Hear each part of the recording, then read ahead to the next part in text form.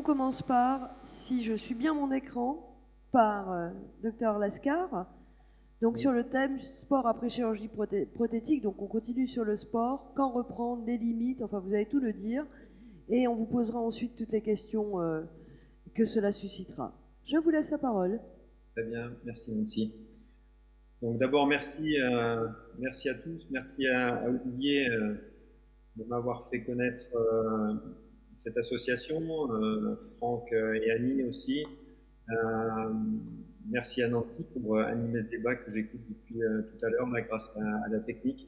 Merci au staff qui a réussi à faire en sorte que malgré les intempéries, on ait pu vous rejoindre un petit peu virtuellement, mais ça permet quand même de communiquer quelques petites choses. Les traditions de parler des conflits d'intérêts, donc cette présentation on est remplie puisqu'on a conflits d'intérêts en orthopédie puisque on est à la fois juge des parties, mais en pratique ça nous aide quand même à essayer d'avancer et pour être le plus impartial possible. Je vais vous parler de chirurgie prothétique, c'est notre quotidien dans le service. Donc, qu'est-ce que ça veut dire? C'est quand une articulation comme celle-ci est usée sur le compartiment interne de ce genou d'un ancien sportif. Il faut faire quelque chose parce qu'il ne peut plus faire de sport et souffre dans la douleur. Et la douleur, c'est des choses que les patients atteints de polyarthrite et de spondylarthrite connaissent bien. Donc on est obligé de passer à l'atelier, comme on dit dans notre jargon, chez nous, pour remettre une articulation en marche. Alors ça peut être avec des semi-prothèses ou des prothèses totales, comme vous avez vu. Ça peut toucher le genou, comme on vient de voir, mais aussi la hanche. Et on essaye, avec nos outils, à nous, de redonner de la fonction. Ça peut aussi être le membre supérieur, qui est plus mon quotidien. Et là aussi, même si c'est une articulation peut-être moins vitale, puisque on marche surtout sur ses pieds, mais on bouge aussi avec ses bras. Donc, il est important de redonner la fonction, et notamment dans le sport, et les prothèses d'épaule permettent aussi ce genre de choses. Donc, en clair, avec les patients, il faut définir les objectifs, les écouter, évaluer objectivement leur fonction. Il faut passer du temps avec eux, il faut objectivement les interroger, les examiner, et faire des scores pour pouvoir dire, voilà, quelle est la référence, où est-ce qu'on en est actuellement, et puis il faut exposer les résultats qu'on peut attendre avec tel ou tel type de remplacement articulaire, et voir si effectivement ça correspond aux attentes des patients. C'est des patients qui sont en attente de beaucoup de choses, qui veulent continuer à faire leur exercice, sauf d'autant qu'il y a des patients qui ont une forte personnalité, qui veulent vraiment continuer à faire ce qu'ils ont envie de faire, même si il faut en passer par la chirurgie. Donc il faut mettre le contrat entre les mains, sans optimisme outrancier. Il ne s'agit pas de vendre quelque chose, on ne vend pas un miracle, on ne vend pas la lune, mais on essaie de partir d'une situation A, d'un état des lieux, et puis d'arriver vers le résultat qu'on escompte, et le patient et le chirurgien. Il faut toujours parler des complications, car on sait d'où on part, on ne sait pas toujours où on arrive. Il y a dans toutes les pathologies, mais des pathologies inflammatoires en particulier, il y a aussi des infections, il y a aussi des incidents, voire des accidents qui peuvent arriver dans la chirurgie, même s'ils sont rares, ils sont parfois extrêmement rares. Donc, il faut bien poser la structure de contrat avant d'aller un peu plus loin. Donc, où sont nos priorités? Pour un chirurgien, la priorité, pour un chirurgien orthopédiste en particulier, la priorité, c'est la fonction. Une intervention réussie, pour nous, c'est un patient heureux. Mais qu'est-ce que ça veut dire, en fait, un patient heureux? Qu'est-ce qui rend un patient heureux? La littérature, quand on la lit un peu, même s'il faut faire attention à ce qu'on lit dans les livres, on ne fait pas de miracle. Un patient qui est non sportif ne deviendra pas tellement plus sportif après une chirurgie prothétique. Il aura moins mal, il sera moins douloureux, c'est d'accord, donc là on aura gagné quelque chose. En revanche, on ne va pas lui faire un marathon alors qu'il n'a jamais couru de sa vie. En revanche, les patients qui sont déjà sportifs, dans plus de 2/3 des cas, vont pouvoir reprendre une activité, et une activité sportive d'assez bon niveau, après avoir bénéficié d'une chirurgie prothétique, notamment au niveau du genou, mais aussi de la hanche et des épaules. Et alors, si le bonheur du patient, c'est effectivement de reprendre le sport, il faut tempérer les choses. L'acte 1 d'une intervention chirurgicale, si on passe effectivement la période de l'atelier, entre guillemets encore, c'est la cicatrisation. Ce qui sous-entend effectivement de laisser du temps au temps pour que les tissus aient le temps de se régénérer. Et donc, il faut faire très attention, notamment à la rééducation. Parfois, nos kinésithérapeutes confondent rapidité et efficacité, et il est essentiel absolument de laisser le temps de la cicatrisation et profiter de cette période post-opératoire où on a l'impression que le temps est très long pour poursuivre l'éducation thérapeutique du patient, l'observer pour voir si effectivement il a acquis les termes de l'éducation qu'on lui a enseignés, le mettre en confiance, lui faire prendre conscience qu'il change d'échelle en fait. Il n'est pas question de courir demain matin, mais le but du jeu c'est de courir dans 6 mois. Et puis arrive la période où effectivement le kinésithérapeute va manipuler l'articulation opérée, toujours en infradoloris pour ne pas bloquer en quelque sorte les organismes, et jusqu'à un objectif d'amplitude qui va être croissant, qu'on va déterminer ensemble entre le kinésithérapeute, le patient et le chirurgien. Et le renforcement progressif, qui parfois est mis en alpha alors qu'il doit être vraiment en oméga, ne sera fait qu'une fois la cicatrisation tissulaire acquise. Et ça peut prendre quand même beaucoup de temps. En plus, elle est différente en fonction des patients. Chaque patient peut avoir un cycle propre de cicatrisation. Il faut absolument le respecter. Une cicatrice qui est rouge, un genou ou une épaule qui est douloureuse, il est hors de question d'aller le solliciter, de fouetter un cheval malade. Ça n'a aucun sens. En clair, il faut vraiment prendre du temps et faire de la pédagogie avec les kinésithérapeutes et les patients pour leur dire que pendant les 2 premiers mois, en clair, on ne fait pas grand-chose d'autre que de mobiliser tout doucement l'articulation, masser la cicatrice, faire des petites choses pour laisser le temps de la cicatrisation, sans le raidissement bien sûr. Il ne s'agit pas de ne rien faire du tout, de rester fixé dans une attelle ou allongé dans un fauteuil. Le but du jeu étant quand même de faire des petites choses, mais avec une grande prudence, une grande douceur. En fait, il faut diriger la cicatrisation et pas la malmener. Quel sport peut-on faire après une prothèse? C'est effectivement la question que vous pouvez vous poser. Alors en fait, il y a des sports qui sont proposés sans aucune restriction, d'autres, vous allez le voir, qu'il faut faire un petit peu attention, et puis d'autres, en fait, qui sont clairement pas recommandés. Pourquoi? Pas parce que ils peuvent être potentiellement trop violents pour la prothèse. Il peut arriver aussi que certains sports ne contrôlent pas et il peut arriver un accident avec des conséquences dramatiques qui sont irrémédiables, même avec une deuxième chirurgie. Et puis aussi, tout dépend du niveau d'expertise du patient avant la chirurgie.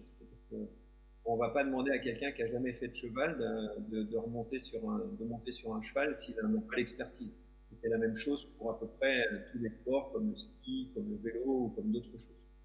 Donc, le ski, par exemple, on comprend assez bien que sur un anneau comme celui-là, le ski de fond est quelque chose qui potentiellement n'est pas forcément très dangereux, encore que, on peut se faire mal, mais potentiellement, si le patient il a déjà fait du ski de fond avant, c'est bien encadré, avec une belle météo, des choses qui peuvent être tout à fait envisageables sans trop de problèmes.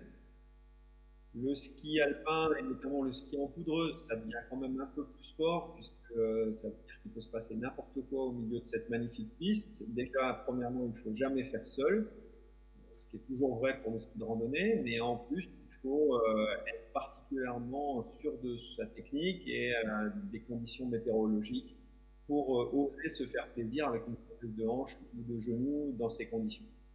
Quant à la compétition, même un skieur extrêmement entraîné, on leur déconseille formellement de reprendre ce genre de choses à ce niveau, puisque c'est s'exposer à des conditions tellement dramatiques qu'en pratique, il ne pourrait plus jamais faire de ski si jamais à plus de 120 km/h comme ce skieur qui venait à faire une chute, il exposerait complètement tout le matériel et son articulation avec.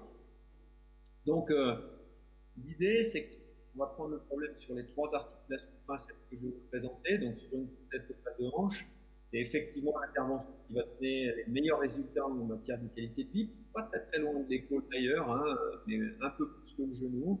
Disons qu'après environ 1 an, il y a plus de 90% des patients qui parlent d'articulation oubliée. Et en plus, avec les nouveaux matériaux maintenant, il y a peu de phénomènes d'usure. Les coupes céramique permettent notamment d'opérer des patients beaucoup plus jeunes, avec l'espoir vraiment clair de pouvoir ne jamais avoir à changer l'implant, même si le patient a 40 vies après sa chirurgie. En revanche, il y a certains mouvements qui demeurent proscrits, quelle que soit la d'abord utilisée. Il y a un risque effectif de luxation, de dislocation de la prothèse. Donc là encore, l'éducation thérapeutique prend tout son sens. Alors les techniques mini-invasives, vous pouvez voir dans les magazines notamment, dans la presse spécialisée, effectivement, il y a plusieurs techniques qui permettent potentiellement de récupérer un peu plus vite. Il faut faire attention parce que pas trop le sport des chirurgiens, mais une fois, parfois celui qui a la plus petite cicatrice, bien évidemment. Et pour autant, c'est pas le plus important parce que des petites cicatrices peuvent faire qu'on tire énormément sur les tissus, on tire énormément sur les muscles pour mettre la prothèse. Et c'est pas forcément l'idéal. Ce qu'il faut, c'est vraiment respecter les muscles, respecter les tissus, s'adapter au volume de la personne qu'on est en train d'opérer. Il est certain que quelqu'un de très mince aura une cicatrice plus petite que quelqu'un qui est plus volumineux. Pour autant, et il n'est pas du tout sûr que sa récupération sera tellement plus rapide, au poids près bien évidemment, mais pour autant, c'est encore une fois la douceur qu'on alloue aux tissus, aux écarteurs, à l'aide opératoire, des choses comme ça qui vont faire que les tissus vont moins souffrir et la récupération sera plus facile. La récupération elle est aussi améliorée depuis qu'on a ces préceptes de la RAC, c'est-à-dire récupération rapide après la chirurgie. Donc là encore, l'éducation thérapeutique prend tout son sens. On fait attention aux jeunes avant une intervention. Il faut que l'équipe de A à Z soit parfaitement entraînée à ce type de chirurgie et de pratique. Les voies d'abord, on vient d'en parler. Et puis, post-opératoire, nos anesthésistes évitent autant que faire se peut les morphiniques, puisqu'on utilise plus des blocs analgésiques avec des anesthésiants qui permettent localement de régler le problème de la douleur. On évite les drainages. Moi, je mets plus de garrot quasiment jamais, en fait, quelle que soit la chirurgie. Ce qui fait qu'en fait, les douleurs post-opératoires sont moindres. Les sécrétions d'endorphine post-op et de morphine pharmaceutique sont beaucoup moins importantes. Les hospitalisations sont beaucoup plus courtes. Et on pousse les gens à se responsabiliser, à être debout le soir de l'intervention. On les a prévenus au préalable. On les emmène notamment en toilette. On les emmène se laver les dents tranquillement comme s'ils étaient chez eux, en fait, en sachant qu'on peut bien évidemment les faire rentrer chez eux seuls.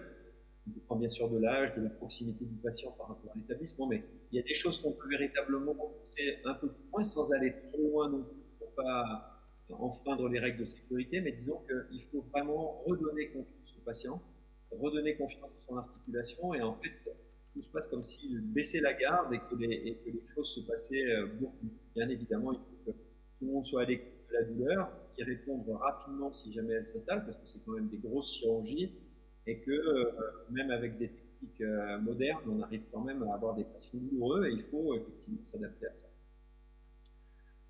Les 2 premiers mois après une prothèse de hanche, si vous voulez, la seule chose qu'on fait faire aux patients, c'est la marche sur le plat et quelle que soit la voie d'abord. Vous voyez dans certains magazines que si on fait telle voie ou telle voie, le patient va faire de la corde à sauter le lendemain. C'est complètement faux en fait.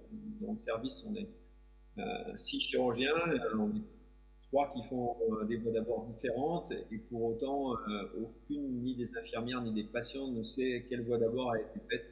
On n'a pas une qui est significativement plus rapide que l'autre pour la récupération.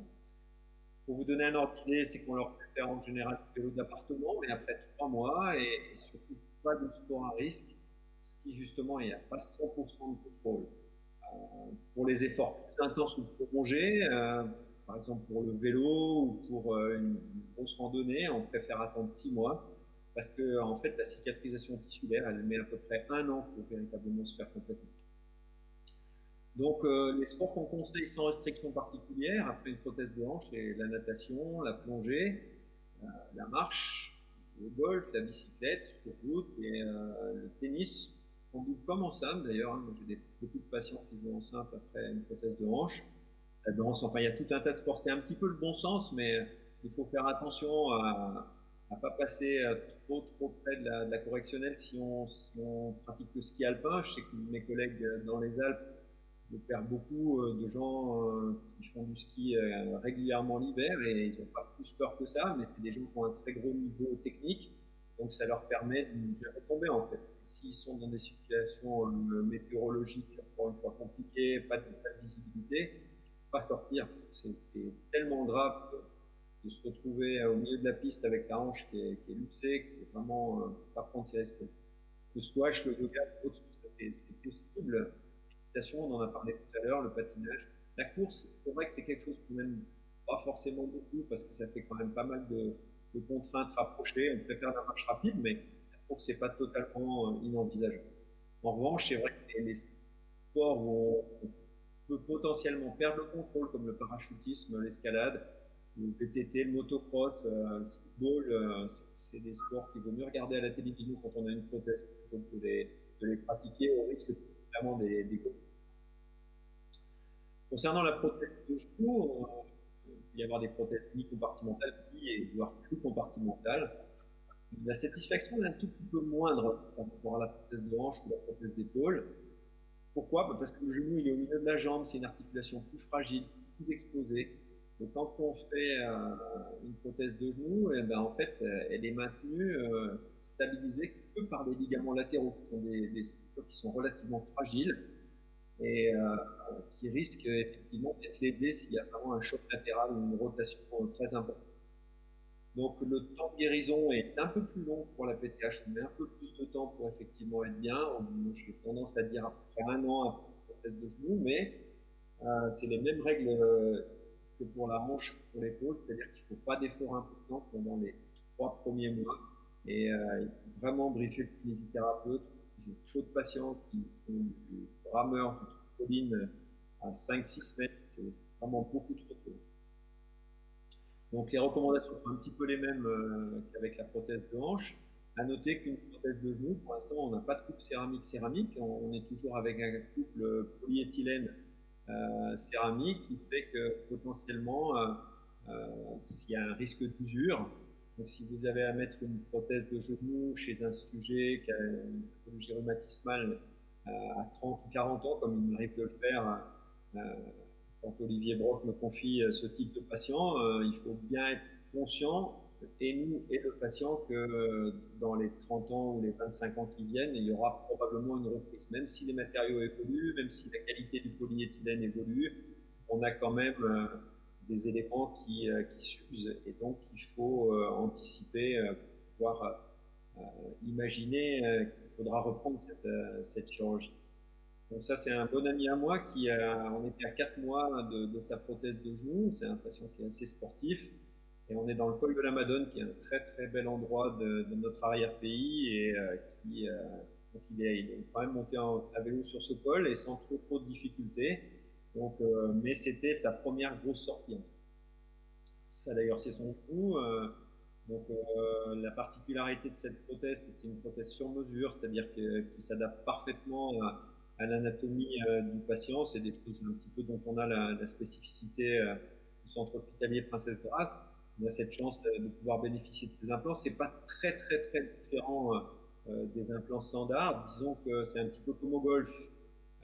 Avec ce type d'implant, quelle que soit l'anatomie du patient, on va tomber juste. Avec des implants type prêt-à-porter, on va tomber juste dans 95% des cas, puis des fois on va être obligé de faire un tout petit peu d'aménagement pour adapter l'os à la prothèse, puisque la prothèse n'est pas forcément exactement adaptée aux os. Chez nous à Monaco, une population très hétéroclite, on a des Japonais, des Suédois, des anatomies très différentes, et c'est pour ça qu'on a voulu obtenir ces implants américains pour pouvoir justement s'adapter à ça. Donc les recommandations de la Société du genou, bon, c'est un papier qui date de 99, mais montre un petit peu la même chose que sur la hanche. Il faut faire attention avec les sports, moins de contrôle. Vous voyez que le genou, il passe dans la catégorie recommandée, mais avec de l'expérience. Patin à glace, ça me semble à peu près normal. Bref, il faut faire ce que vous savez faire et pas vous mettre en péril. C'est le bon sens, mais il faut quand même en parler avec le patient pour pas qu'il soit surpris s'il vient vous voir avec le genou en vrac après avoir fait une grosse piste de ski et dire je comprends pas, ma prothèse elle n'a pas tenu. Oui, non, il faut véritablement prévenir le patient à l'avance. Enfin, concernant la chirurgie de l'épaule, c'est des indications de plus en plus fréquentes. On opère plus de 100 000 prothèses par an dans le monde, beaucoup en France, pas loin de 20 000. Donc, il faut faire un petit peu la différence entre ce qui est une prothèse anatomique et une prothèse inversée, anatomique à gauche, inversée à droite. On pratique la prothèse anatomique, historiquement, c'est la plus ancienne. Elle touche les gens qui ont une arthrose centrée, c'est-à-dire que l'articulation est encore centrée au niveau de l'épaule. C'est-à-dire que les tendons de la coiffe des rotateurs, ils sont conservés. C'est des sujets qui sont souvent plus jeunes. point fort de cette prothèse, c'est la mobilité. C'est des gens qui ont une épaule normale. On arrive à avoir une épaule quasi oubliée avec une prothèse anatomique. Le point faible, c'est que la glène, qui est ce petit morceau de plastique qui est ici, et reste le maillon faible de cette chirurgie, puisqu'elle est sur un outil qui est avec un faible, faible volume osseux, et donc par conséquent, de 10-15 ans, on voit quelque chose qui commence à faillir au niveau de la glène. Et donc, on est en train de concevoir avec les laboratoires qui nous aident beaucoup dans cette aventure, des implants glénoïdiens un peu plus pérennes dans le temps. Mais avant qu'on soit sûr que nos idées soient bonnes, il faut attendre 15-20 ans pour être sûr qu'effectivement on fait mieux que l'existant. Concernant la prothèse inversée, et là c'est une prothèse qui a été inventée par le professeur Ramon en français dans les années 90. Cette prothèse a véritablement beaucoup progressé dans les années 2000, encore plus progressé dans les années 2010 avec des designs un petit peu différents, avec des défauts qui ont été un peu gommés. Donc là, on est dans l'omarthrose excentrée, c'est-à-dire c'est une tête qui est bien montée, puisqu'en fait, il y a une rupture de la coiffe. On va voir dans la diapositive suivante, rupture telle qu'il n'y a rien qui empêche la tête de monter et qui détruit petit à petit l'articulation gléno-humérale. Ce sont des sujets en général plus âgés, des prothèses qui sont plus contraintes. Et le point fort actuellement, paradoxalement, alors qu'on pensait que c'était des implants qui auraient une moins grande longévité, les implants modernes ont plus de longévité a priori que les prothèses anatomiques. Le petit point faible, c'est que la mobilité en rotation notamment est un petit peu moins bonne. Donc les implants encore plus modernes, on cherche à préserver le capital osseux. Pour ça, il faut que le capital osseux soit relativement suffisant pour permettre d'implanter ces implants. Donc là, vous voyez une omarthrose centrée avec un gros ostéophyte témoignant de l'usure qui existe chez ce patient. Donc en pratique, ben, on n'est pas obligé maintenant d'aller mettre une tige jusqu'à l'intérieur de l'humérus, mais on peut réussir à mettre une prothèse qui va être sans tige avec la petite glène en plastique dont on voit le repère qui est en face. Et cette prothèse de sans tige va permettre, si vous voulez, d'économiser le stock osseux. Alors, ça n'a pas l'air à grand chose, mais il faut imaginer que dans 20 ans ou dans 30 ans, potentiellement, le patient il est peut-être amené à chuter et faire une fracture de l'humérus un peu en dessous. S'il y a une prothèse au milieu, c'est pas forcément simple pour le chirurgien d'aller réparer ça. Il faut parfois changer la prothèse alors qu'elle n'avait rien demandé à personne. Alors que dans ce cas-là, s'il y a une fracture de l'humérus en dessous, on peut stabiliser et réparer l'humérus sans forcément avoir à toucher la prothèse. C'est des prothèses qui donnent d'excellents résultats. Ça, c'est un patient, si j'arrive à faire démarrer la vidéo, je vais passer, excusez-moi, là-dessus. C'est un patient qui a été opéré à gauche, donc c'est son épaule qui est sur la diapositive. Donc, c'est des gens qui ont complètement oublié leur épaule. Là, ils sont à peu près à 7 ou 8 mois de la chirurgie. En fait, ils demandent une chose, c'est qu'on l'opère de l'autre côté. Donc, c'est ça, il faut un petit peu faire attention à freiner ce genre de patients, des patients très actifs. Donc, il faut essayer de les accompagner dans leur opération. Ça, c'est pour l'omarthrose excentrée. Voilà, l'omarthrose excentrée avec la tête complètement perchée. Pourquoi elle est perchée? Ben parce qu'en fait, ce qui se passe, c'est que quand il y a une rupture de la coiffe des rotateurs, petit à petit, la tête humérale elle va monter, il va y avoir une usure qui va se faire au niveau de la partie supérieure de la glène. Et donc, on va avoir cette espèce de conflit supérieur qui va se mettre en place avec un centre de rotation qui ne va plus être au même endroit. Et donc, on ne va plus avoir l'action du deltoïde pour pouvoir lever le bras en abduction. Donc, l'idée de la prothèse inversée, inventée encore une fois par Paul Gramont, c'était de recentrer le centre de rotation, même de l'abaisser, de médialiser en quelque sorte l'articulation, le centre de rotation et un peu de biodynamique, de biomécanique dans cette histoire, mais c'est quelque chose de fabuleux puisque les gens réussissent à retrouver de la fonction avec ce type d'implant. On peut faire exactement la même chose que sur les prothèses anatomiques, c'est-à-dire qu'on peut mettre aussi une prothèse sans tige, donc avec la même qualité de conservation du capital osseux. Ce qui est plus compliqué, c'est de garder l'angle adéquat qui est exactement à 145 degrés par rapport à l'axe de la diaphyse. Et ces angles, en fait, sont moins faciles à trouver avec une prothèse sans tige. Il y a des systèmes de mesure qui sont assez complexes pour réussir à être exactement dans le bon angle, car c'est essentiel pour la survie de la prothèse d'être exactement dans l'angle adéquat. Pourquoi? parce que si on est dans un angle trop vertical, comme c'était le cas dans les premières prothèses qu'avait inventées Paul Ramon, les prothèses historiques, on avait un conflit au niveau du col de la glène et avec une usure qui pouvait aller jusqu'à détruire la prothèse.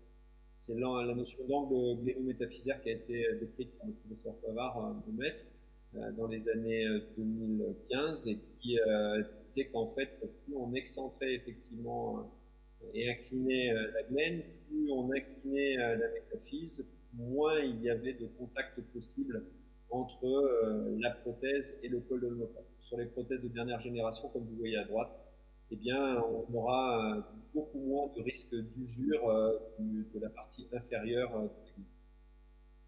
Donc, Flurin, en 2018, montre les résultats d'une étude dans sa clinique à Bordeaux sur 377 patients. Et effectivement, on trouve que la reprise du sport a été évaluée, c'est des patients relativement âgés dans sa série, à environ 30%.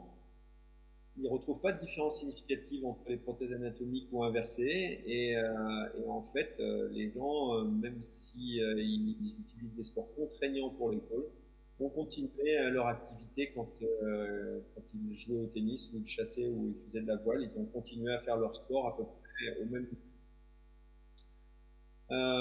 Pour une prothèse d'épaule, à peu près, effectivement, tout est possible, mais bien sûr, il faut savoir raison de garder. Au tennis, par exemple, c'est vrai que le smash, les volées hautes, le service, il faut adapter probablement un petit peu le geste et faire en sorte de protéger en quelque sorte son articulation par une technique parfaite.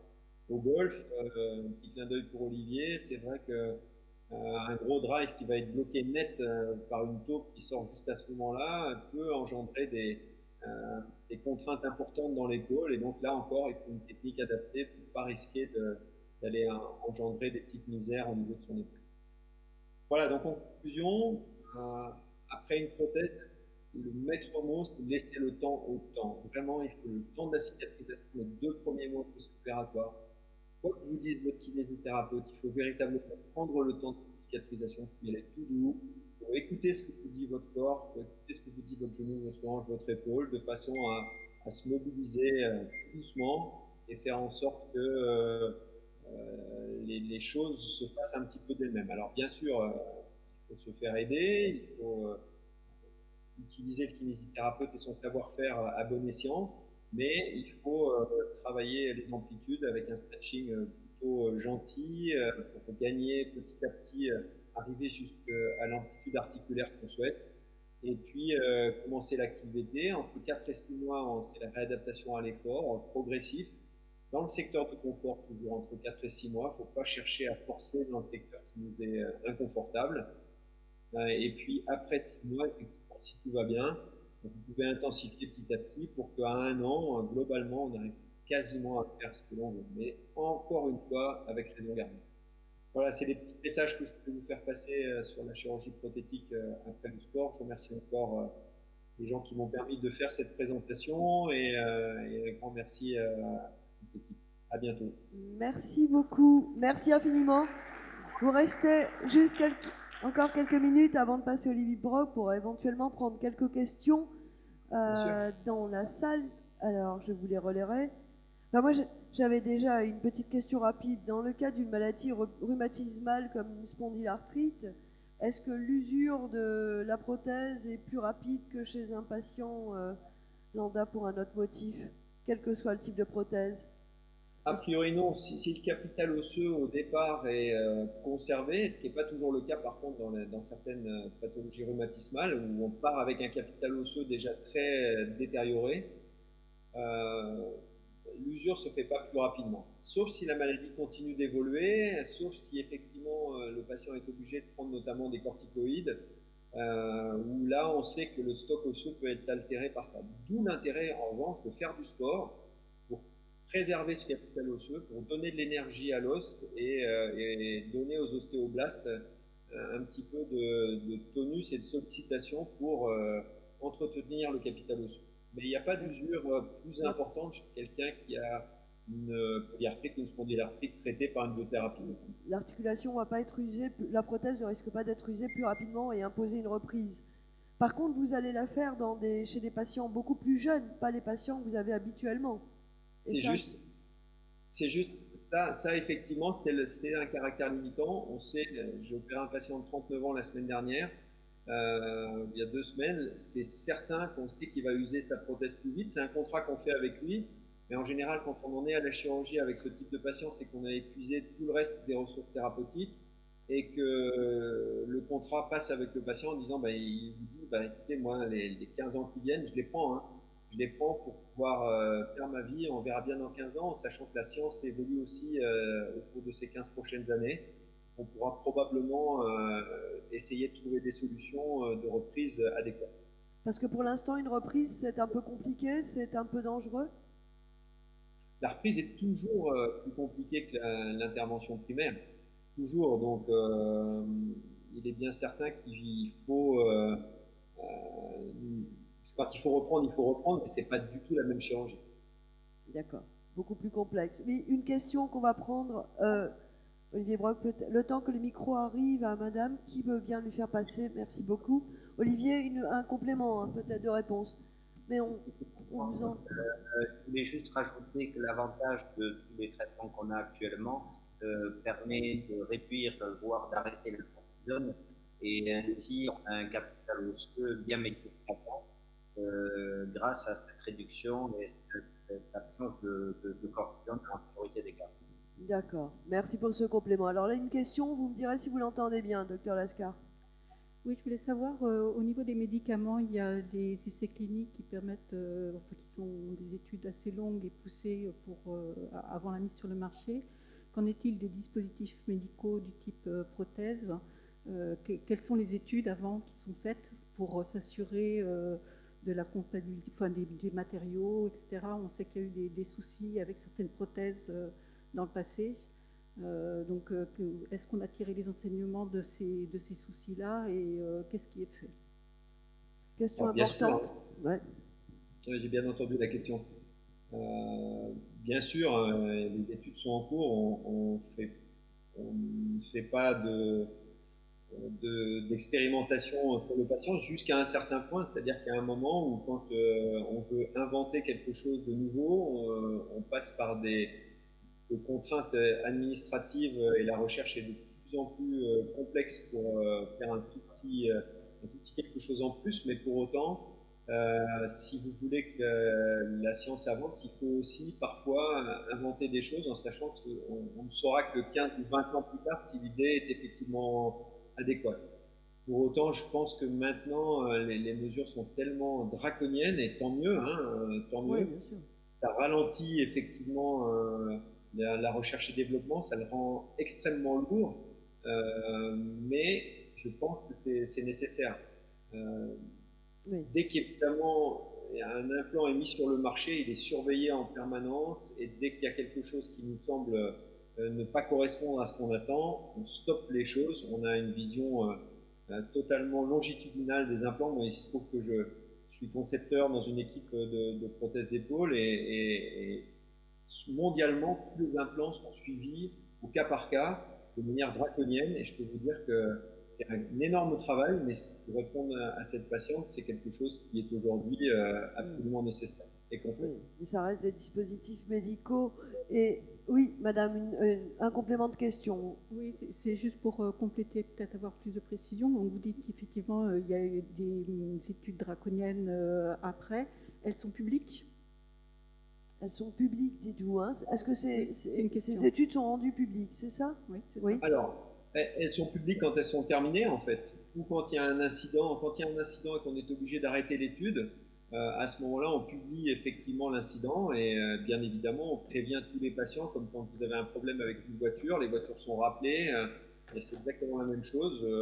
On rappelle les patients qui sont suivis par leur chirurgien. Attention, il y a tel dispositif qui a montré des signes de faiblesse, vous devez faire une radiographie auprès de votre chirurgien pour vérifier si tout se passe bien. Et on suit à ce moment-là les patients. C'est d'ailleurs pour ça que, entre guillemets, les problèmes qu'on a vus sur les couples métal-métal sur les prothèses de hanche notamment, à une certaine époque, il y a 5 ou 6 ans je crois, eh bien, ont pu être mis à la connaissance des patients et du marché. Pourquoi? Parce que l'étude a été examinée, arrêtée, et on a dit là maintenant il y a un problème avec ça. Alors après, il y a des gros enjeux financiers, bien évidemment, que les laboratoires se rendent compte qu'il va falloir reprendre tous ces patients et suivre tous ces patients avec effectivement des milliards d'indemnisation à la clé. Mais en ce qui nous concerne, si vous voulez, c'est pas du tout notre problème. Nous, notre problème, c'est le bien-être des patients. Et si on voit qu'il y a un problème avec un implant, on va signaler ça. Il y a des organismes qui sont faits pour ça. Et une fois que le problème est signalé, il y a une enquête qui est faite et le laboratoire, quel qu'il soit, est obligé de rendre compte et de faire en sorte de pallier à ce problème. Une petite dernière question. C'est une intervention qui est délicate, un peu la dernière intervention. Est-ce que vous-même, en tant que chirurgien orthopédiste, vous recommandez de demander un deuxième avis si un patient se voit proposer par son chirurgien une prothèse de genou, hanche, épaule? Est-ce qu'il est pertinent de ne pas se satisfaire d'une proposition et de voir un autre chirurgien? D'avoir un deuxième avis? Ce qui est absolument nécessaire, c'est même pas recommandé, c'est véritablement ce qui doit se faire, hein, c'est laisser un temps de réflexion. C'est-à-dire qu'après l'explication, qui ne doit pas durer 5 minutes, hein, ça doit être une consultation dite de première fois, ça dure environ 30 minutes. Et pendant ces 30 minutes, je peux vous dire qu'il y a 20 minutes d'explication, de juridique, de mise en conscience, de mise en confiance du patient pour le laisser prendre sa décision tranquillement. En général, quand il vient vous voir, il ne vient pas vous voir pour trop discuter. Il sait déjà plus ou moins ce qu'il lui faut, ce qu'il faut faire. Pour autant, on laisse toujours un délai d'environ un mois et demi pour que le patient puisse prendre son consentement de manière éclairée. Et vous n'êtes pas opposé à un deuxième avis? Vous n'êtes pas opposé à un deuxième avis? Pas systématiquement, si vous voulez. Moi, ça me fait très plaisir quand le patient va prendre un autre avis. Le danger d'un deuxième, d'un troisième avis, ce qui se fait beaucoup, hein, oui, c'est pour ça que je pose la question. C'est que vous pouvez avoir, dans certains cas, des gens qui vont avoir des avis un peu divergents. Donc, du coup, si vous prenez un deuxième avis deuxième avis qui est différent du premier, il faut sans doute prendre un troisième avis pour essayer de trancher, pour essayer de voir ce qu'il en est. Tout ça, c'est possible, mais c'est très angoissant parfois pour les patients. Donc, ce qu'il y a, c'est qu'il faut une relation de réelle confiance qui existe entre le patient et son praticien. Un praticien qui vous explique en 5 minutes qu'il va vous opérer parce qu'il n'y a que ça à faire et vous opère la semaine prochaine, oui, prenez un deuxième avis. D'accord, ok. Quelqu'un qui vous dit pendant une demi-heure voilà ce qu'il faut faire et qui vous laisse le temps de réfléchir et qui vous revoit, qui reste à votre disposition, vous pouvez le joindre par mail, par téléphone. Bon, après, vous pouvez prendre un deuxième avis, mais c'était moins fondamental. Rapidement, deux dernières questions. On a pris beaucoup de retard. Il y a Madame là-haut et Monsieur devant. Et ensuite Monsieur devant. Question courte, réponse courte, merci. Oui, après une PTH, mon chirurgien m'a dit, bon, c'est un an, que je pouvais un peu plus fort, s'il vous plaît, un peu plus après une PTH, mon chirurgien m'a dit à un certain moment que je pouvais faire tout ce que je voulais. Bon, alors du coup, comme je suis une personne très active, j'ai fait tout ce que je voulais, presque tout ce que je voulais, jardinage, etc. Et ma question, c'est, bon, en dehors de la luxation, est-ce qu'il y a un risque de déstabilisation dans l'os de la prothèse si on ne prend pas assez de précautions? Alors, que ça bouge un peu. Bon. Réponse courte, non. À plus d'un an, plus d'un an. Si vous faites attention à ne pas faire de traumatisme sur cet ange violent, hein, c'est-à-dire une chute, quelque chose de violent, vous pouvez jardiner 2 heures par jour si vous voulez, ça va tenir. Bon. Merci. Une dernière question, pardon. On vous écoute. Pas prendre trop de retard. Bonjour, merci pour votre présentation. Comme on a pas mal de patients qui sont atteints de spondyloarthrite, moi je me demandais s'il y avait des études ou même déjà des choses qui existaient sur l'articulation sacro-iliaque en termes de prothèses ou ce genre de choses. Savoir que c'est une articulation qui nous concerne pour certains d'entre nous. Alors, merci beaucoup. Ça une très bonne transition, puisque je vais laisser la parole à Olivier, puisque pour répondre à une partie de votre question, il n'y a pas de prothèse pour la sacro-iliaque. En revanche, il y a des interventions chirurgicales pour la sacro-iliaque, de stabilisation chirurgicale par une vis qui est en général mise sous scanner. mais le gros du traitement de la sacroiliaque est médical, et donc je laisse la parole à Olivier qui va vous en parler bien mieux que moi, puisqu'on est vraiment dans son spectre.